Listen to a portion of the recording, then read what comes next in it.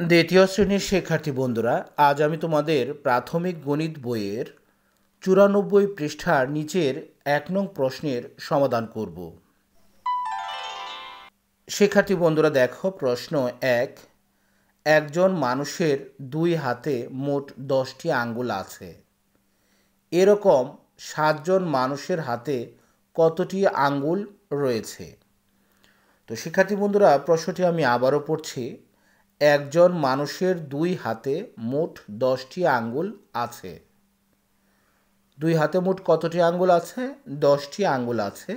এরকম 7 জন মানুষের হাতে কতটি আঙ্গুল রয়েছে? 7 জন মানুষের হাতে কতটি আঙ্গুল রয়েছে?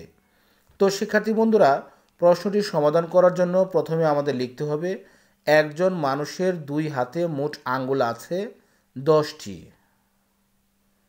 একজন মানুষের 2 হাতে মোট আঙ্গুল আছে 10টি।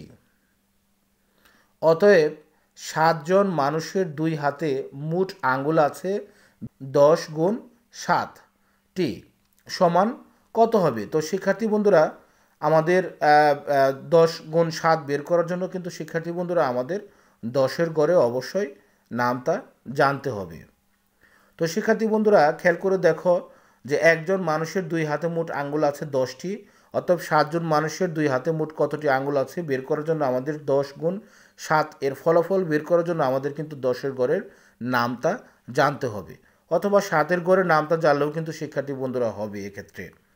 তো শিক্ষার্থী বন্ধুরা, আশা করি আমরা সবাই 10-এর গড়ের নামতা জানি।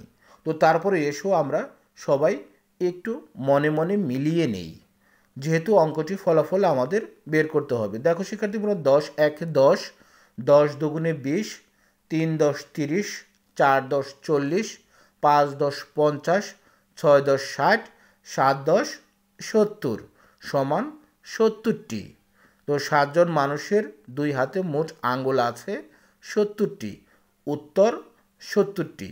তো শিক্ষার্থী বন্ধুরা, আশা করি তোমরা খুব সহজেই অঙ্কটি বুঝতে পেরেছ। তো আজ আর নয়, আবার কথা হবে পরবর্তী ক্লাসে। ধন্যবাদ।